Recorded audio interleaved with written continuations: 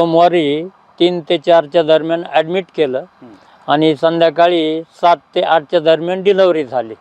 Delivery झाल्यानंतर अर्ध्या पाऊण तासांनी मला फोन आला की ते बाळ जन्मलेलं आहे ते मरत आहे आणि त्याला गावाकडे घेऊन जावा. मग मी म्हटलं की रात्री 8-9 वाजता जर जायचं म्हटलं तर यायला परत उशीर होईल. पण मी म्हटलं की सकाळी 6 वाजता मी लवकर येतो आणि गावी आणून त्याचा अंत्यविधी करतो. मग मी सकाळी 6 वाजता अंबेजोगाईला दवाखान्यामध्ये पोहोचलो आणि ते जे मृत घोषित केलेलं बाळ होतं ते एका बॅगमध्ये मोटरसायकलवर अडकून होळला घेऊन आलो आणि होळला घेऊन आल्यानंतर त्याला दफन करायचं होतं, म्हणजे अंत्यविधी करायचा होता, खड्ड्यात पुरायचं होतं. म्हणून मी त्याची तयारी करण्यासाठी खोरं फावडं कुदळ शोधत होतो. तेवढ्यामध्ये माझी पत्नी तिनं काय केलं, म्हणले मला एक वेळ याचा चेहरा सोडून पाहू द्या कसं आहे ते. म्हणून तिनं ते बांधलेलं जे पॅक केलेलं होतं ते सोडलं तर त्यांनी जांभळी दिली आणि रडू लागलं. मग मला सांगितलं की हे तर जिवंत आहे आणि ह्याला कशाला पोरायचं आहे. मग आम्ही काय केलं, ते जीप बोलावली एक खाजगी आणि तिच्यामध्ये त्या बाळाला दोघंही पती पत्नी घेऊन आम्ही अंबेजोगाईच्या दवाखान्यामध्ये ज्या ठिकाणी डिलिव्हरी झाली होती त्या ठिकाणी घेऊन गेलो. त्याला तिथं सिस्टरनं दाखवलं की हे तुम्ही मृत म्हणलो तर हे जिवंतच कसं काय. मग त्या डॉक्टर मॅडम जेव्हा त्या म्हणल्या काही नाही हे असंच आहे तसंच आहे. म्हणलं हे वाचू किंवा मरू, म्हणलं पुढचा प्रश्न राहिला. पण हे तुम्ही जिवंत असताना याला मरत कसं म्हणालो.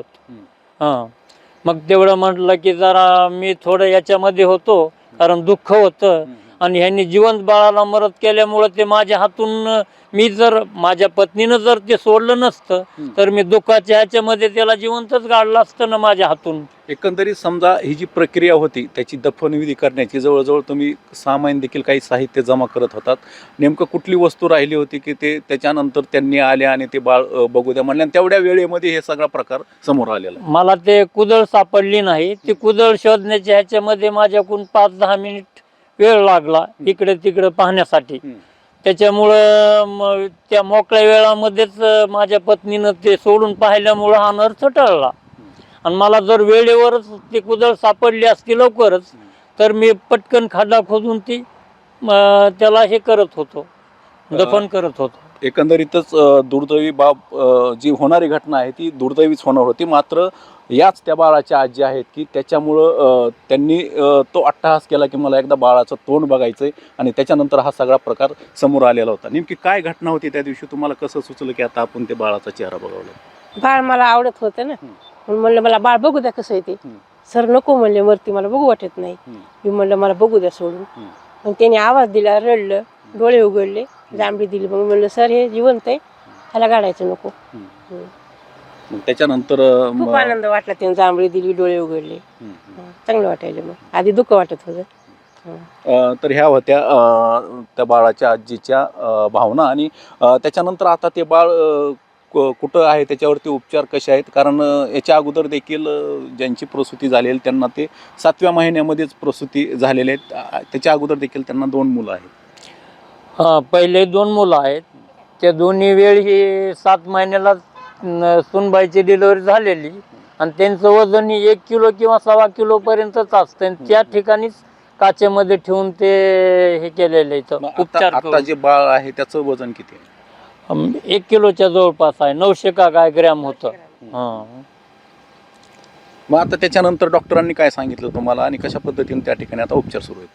आता आम्ही तिथं ते पोहोचल्यानंतर त्याला 22 नंबरला जे लहान मुलाची देखरेख केली जाते ICU मध्ये, NICU, हां, तिथे उपचार चालू आहेत. आणि डॉक्टरांनी तोंडगे साहेब सरांनी जे उपचार करणारे डॉक्टर होते त्यांना बोलावून घेतलं आणि कंडिशन विचारली तर त्यांनी ओके म्हणून सांगितलं, चांगली प्रकृती आहे म्हणून. होय, एकंदरीत ही जी घटना आहे ह्या घटनेच्या अनुषंगाने तुम्हाला काय म्हणणं आहे? नेमकं तुम्हाला काय म्हणायचं की ही जी घटना आहे ती अतिशय दुर्दैवी घटना घडत होती आणि एक मोठा अनर्थ त्या घटनेच्या माध्यमातून घडत होता? याच्यामध्ये फक्त मला निष्काळजीपणा त्यांनी केला हे खेद वाटतोय. असं न व्हायला पाहिजे, कारण यापुढं तरी त्यांनी असं निष्काळजीपणानं जिवंत मालक मृत घोषित करून पाठवू नयेत. त्याची चांगली शहानिशा झाल्याशिवाय त्यांनी न हे करायला पाहिजे, डिक्लेअर करायला पाहिजे की हे मरत आहे की कसं आहे ते एवढं. तर निश्चितच ही जी आहे ती स्वराती रुग्णालय आहे ती एकदम नावलौकिक रुग्णालय आहे आणि या स्वराती ग्रामीण शासकीय रुग्णालयामध्ये ग्रामीण भागातील जे आहे त्यांच्यासाठी ते वरदान ठरलेलं आहे. मात्र अशा रुग्णालयामध्ये अशी जी घटना आहे ती समोर आलेली आहे. मात्र आता या घटनेकडे कशा पद्धतीनं पुढं जे डॉक्टर आहेत ते काय पुढं उत्तर देतात हे देखील पाहणं महत्त्वाचं ठरणार असतं.